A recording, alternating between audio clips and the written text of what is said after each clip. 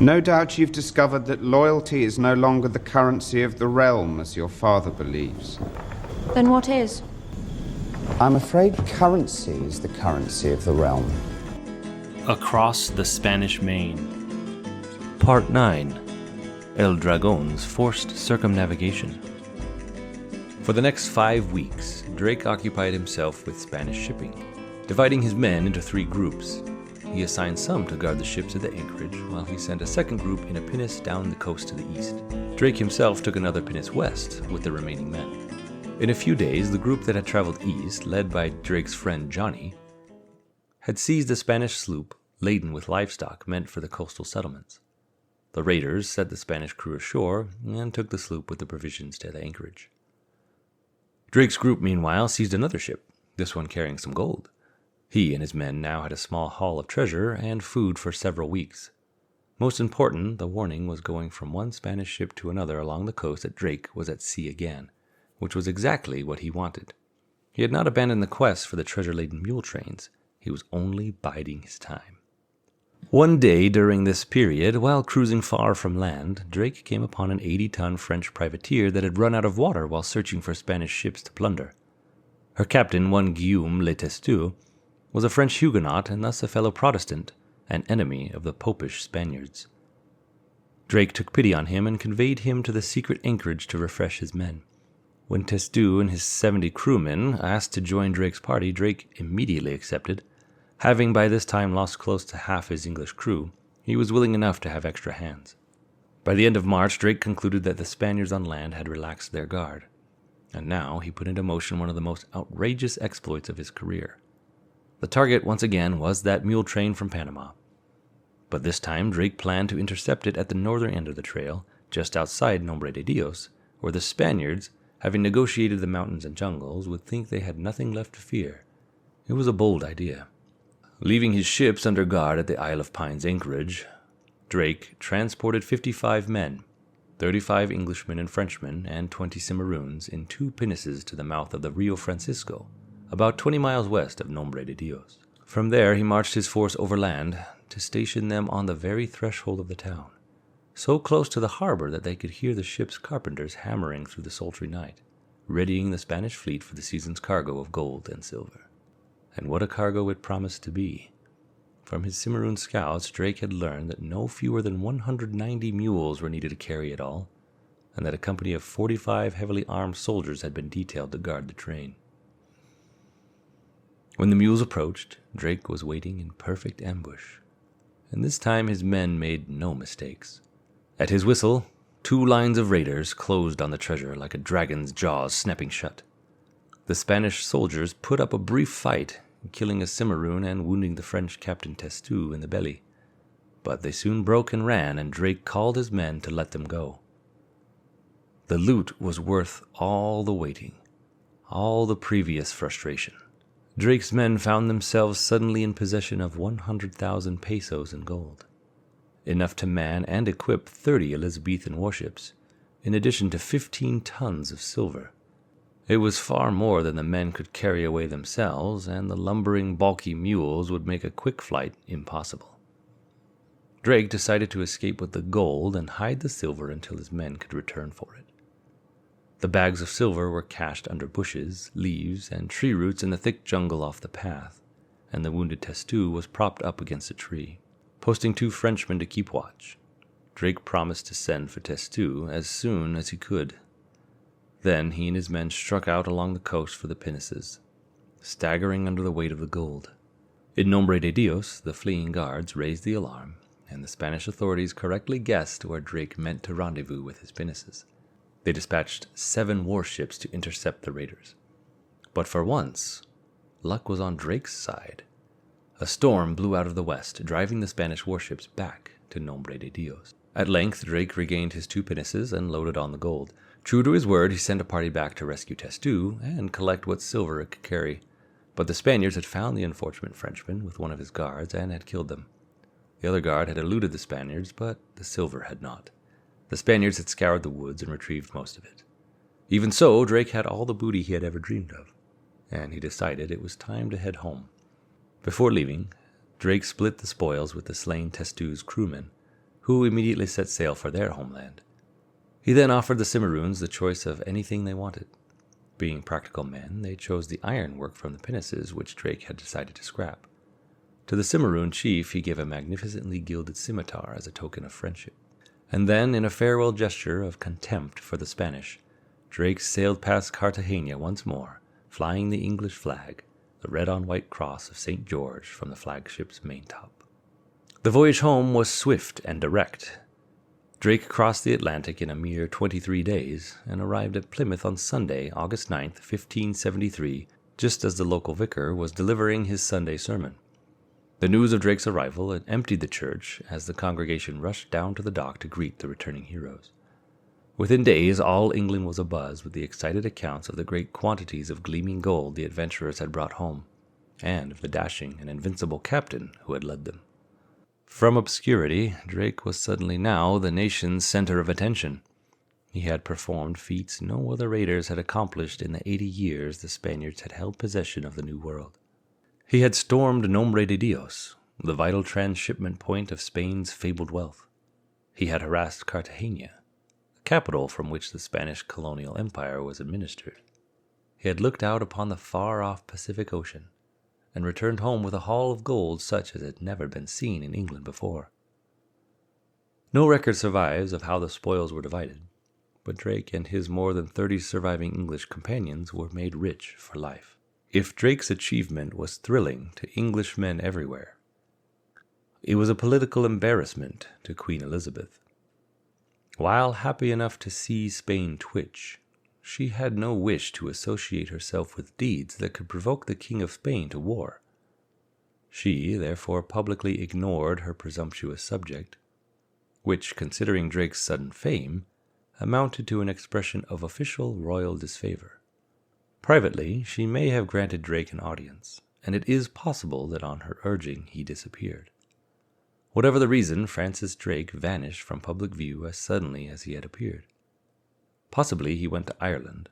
The Queen's men, under the Earl of Essex, were putting down an uprising in that chronically troubled land, and according to local legend, Drake was among the English officers in Ulster. In 1575, with Ireland quiet for the moment, Drake resurfaced in Plymouth. By this time, Queen Elizabeth was vacillating between two camps of her courtiers, and between the two irreconcilable policies they were espousing. One was for more insistent harassment of Spain, while the other was for appeasement. Just as the argument was becoming more heated, Drake came before Elizabeth with a proposal for a new voyage to the Spanish Main. His objective this time was to round the tip of South America and sail north to attack the city of Panama, the Pacific coast port where the Peruvian gold was assembled before its overland route to Nombre de Dios. Such a proposition was far too tempting to decline, and Elizabeth resolved her diplomatic quandary with some royal sleight of hand.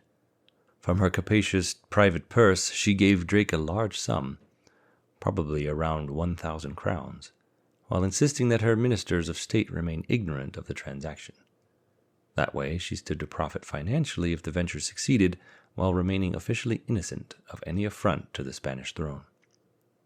The preparations went forward with an odd combination of fanfare and secrecy. Drake had no difficulty raising about £4,000 from Plymouth and London investors for a venture that was publicly advertised as a Mediterranean trading expedition to Alexandria, where English merchants swapped leathers and woolens for Egyptian cotton and Indian spices. He sailed on November 15th, 1577. Spanish annals record that an ominous comet was seen plunging through the skies over the Spanish Main that night. Drake's fleet consisted of the Pelican, 100 tons and 18 guns, the Elizabeth, 80 tons and 16 guns, and the Marigold, 30 tons and 16 guns. 2 other ships laden with provisions and gunpowder were to be scrapped along the way. Sailing with Drake in the Pelican were his youngest brother, Thomas, and a 14-year-old cousin, John Drake. Altogether, he had 164 men, among them a couple of painters who were to sketch the route, and about a dozen gentlemen adventurers who had shipped aboard just for the sport. These latter supernumeraries carried authority by virtue of their social rank, and they might acquit themselves well in a battle. But they knew next to nothing about ships and sea, and they had no responsibilities to keep them busy on the voyage.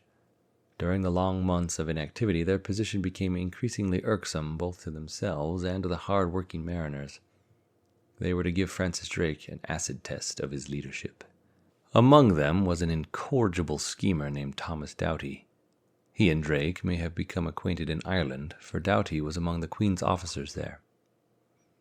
In style, the two men were complete opposites. One, a well-bred courtier who delighted in intrigue, the other a blunt man of action who had risen from the lower classes. They made an unlikely pair, yet they enjoyed a warm friendship.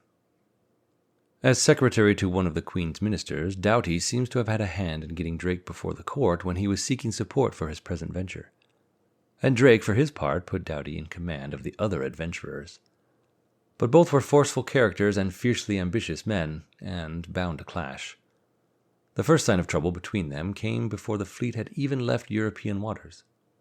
Coming upon a Portuguese merchantman with a cargo of wine, canvas and silk, and velvet fabric, Drake ordered it seized.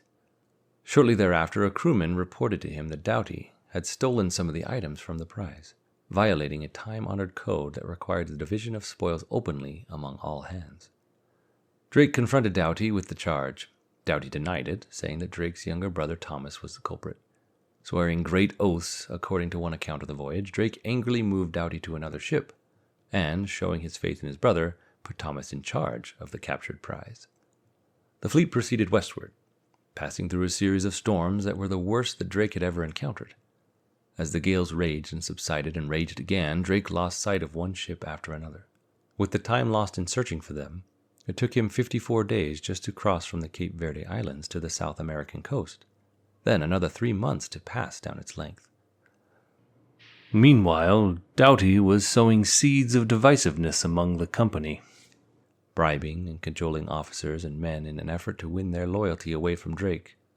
According to one account, he told Thomas Cuttle, master of the Pelican, that he had a good liking for him, and promised Cuttle £100 if he would take Doughty's side in case of trouble. Doughty next attempted to foment a mutiny against the master of a storeship, and to anyone who would listen he continually asserted that his authority was equal to Drake's.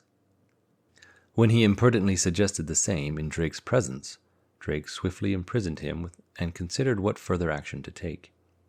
Dramatically, Drake made up his mind as the fleet reached Port St. Julian, on the southeast side of the tip of South America, the very site where Magellan had hanged 2 of his crew for mutiny 58 years before. Drake anchored the vessels, gathered the full company ashore, and summoned Doughty before him.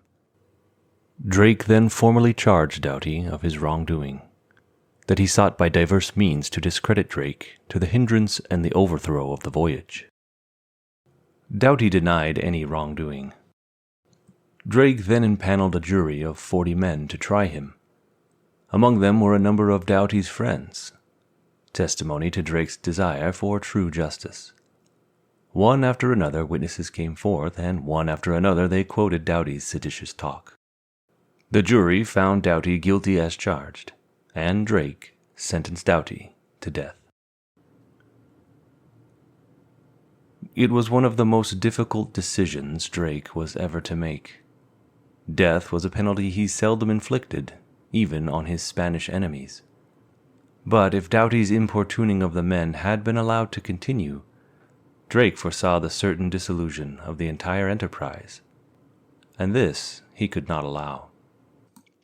By tradition of the times, a condemned man was entitled to certain courtesies if he was a gentleman. Drake zealously honored the codes. After the trial, he and Doughty took communion together as though they were the best of friends. Drake next gave him as sumptuous a meal as he could provide at his captain's table. When Doughty had finished, Drake escorted him ashore. Doughty now knelt and prayed for the Queen and for the success of the expedition. As the crew looked on in silence, the condemned man laid his head on the block. The drummer commenced a roll. Drake gave the signal, and an officer brought down the axe and thrust up Doughty's severed head for all to see.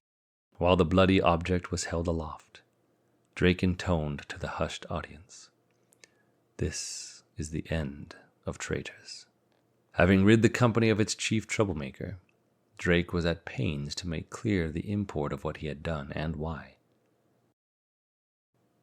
Before moving on, he assembled the entire company once again.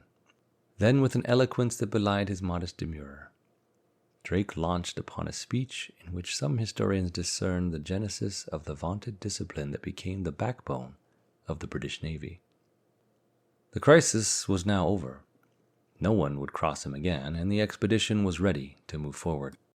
On August 17th, 1578, the fleet set sail from Port St. Julian, and 3 days later, at the gateway to the Strait of Magellan, through which no nation's ships save Spain had ever sailed, here Drake decided to cannibalize the Portuguese prize ships seized at the Cape Verde Islands, reducing his fleet to 3. The storeships had already been scrapped as planned. Then, as if to underscore the newness of the undertaking ahead, he changed the name of the flagship from the Pelican to the Golden Hind, a designation he chose in honor of a major contributor to the voyage, Sir Christopher Hatton, who bore that animal on his coat of arms. Finally, as the fleet began its passage through the towering glacial cliffs and churning waters of the strait, Drake ordered the 3 ships to strike their topsails in honor of the Queen of England. After a tortuous passage, during which Drake himself sometimes had to scout ahead in a small boat, the fleet was met by a punishing storm at the entrance of the Pacific. For 2 solid weeks the winds howled, and Drake lost sight of the first one, and then the other of his 2 companion ships. As soon as the storm abated, Drake commenced a search that was to occupy him for 4 months. Through December 1578, he nosed in and out of the Chilean fjords in hopes of finding his missing ships. Not until the new year did he abandon the quest and decide to proceed north without them. It later developed the Elizabeth's captain had given up the Golden Hind for lost. Fearing to venture alone into unknown waters, he turned back for England. The Marigold, never found, must have perished in the storm. With only 1 ship remaining, Drake decided he had to abandon his plans for an assault on Panama. But he could still make mischief with Spain's coastal shipping, and this he was now set to do. Nearing the port of Valparaiso, he encountered a Spanish ship about to set off for Panama. Seizing her, he made a haul of gold worth 8,000 pounds, 1,770 jars of wine, and a pilot to show him the way up the coast to the Peruvian capital of Lima. A number of smaller captures along the way fetched Drake and his crew 4,000 ducats worth of silver, a chest of bullion, a crucifix studded with emeralds, and valuable silks and linens. But at Callao de Lima, they got wind of something that made all the foregoing seem trifling. A captured Spanish sailor told them that a big vessel, named Nuestra Señora de la Concepcion, had sailed 2 weeks before for Panama. Because she was one of the few merchantmen that bothered to carry arms in these sequestered waters, the Spanish sailors nicknamed her Cacafuego, loosely translatable as Spitfire, and for good reason she was armed. Her hold was packed brim full with silver and gold. Here was a prize worth chasing. Drake immediately set a course for Panama, and promised a gold chain to whoever could sight the Cacafuego first. All eyes on the Golden Hind greedily scanned the horizon for 2 weeks as the ship beat north by west in swift pursuit of the Spaniard.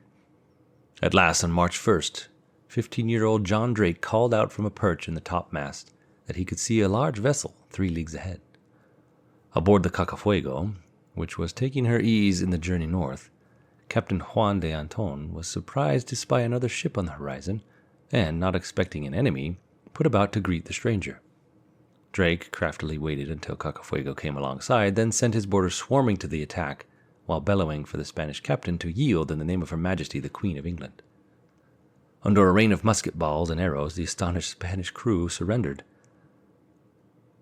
Captain Anton was taken prisoner and brought aboard the Golden Hind, where Drake treated his captive with the usual courtesy.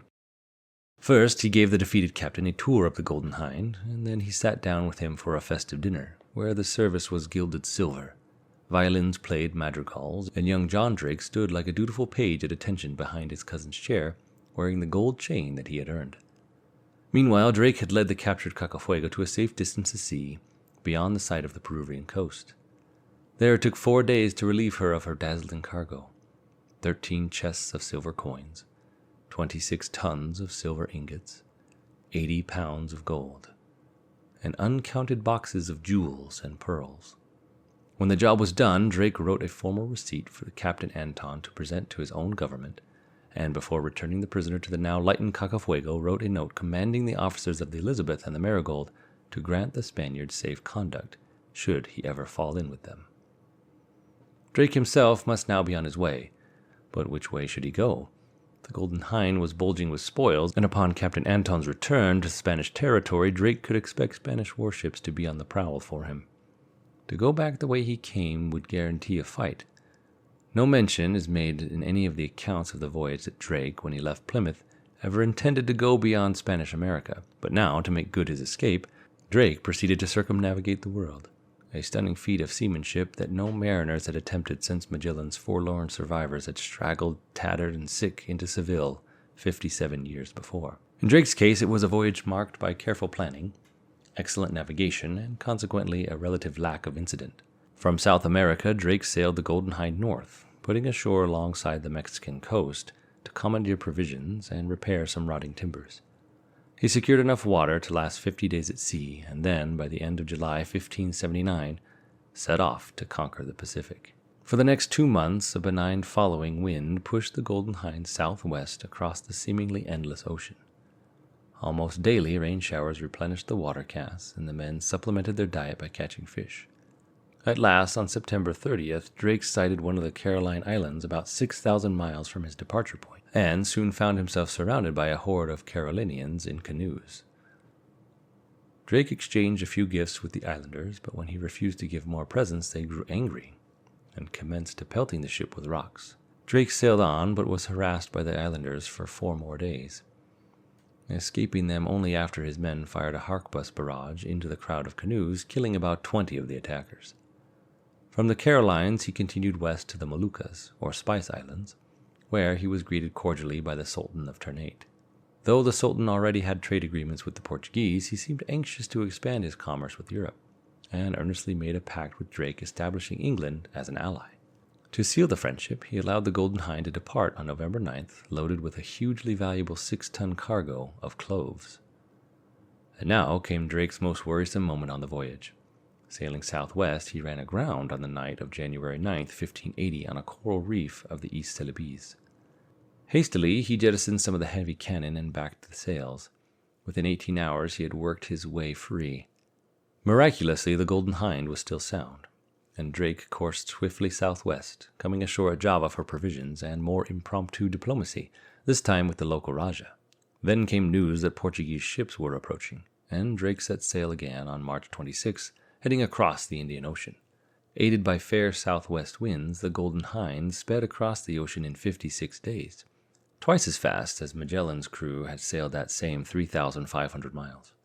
It took Drake nearly a month to round the Cape of Good Hope, fighting contrary winds and landing frequently in search of water.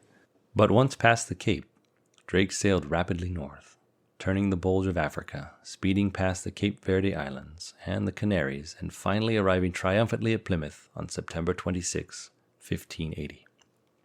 All told, Drake had traveled 34,000 miles in 35 months since leaving England, and had returned with about half of his 164-man crew still alive. It was a personal triumph of the highest magnitude, and his contacts with the island potentates of the East would one day expand into an empire for Britain. But for all immediate purposes, the climax of the voyage had come in the seizing of the Cacafuego, and with all her spoils the Golden Hind could carry. Even though he had given up his original idea of storming Panama, Drake had won his major objective. He had showed the vaunted Spanish Empire to be ill-protected and vulnerable. Other powers took heed. From now on, the Main was to be a scene of international turmoil.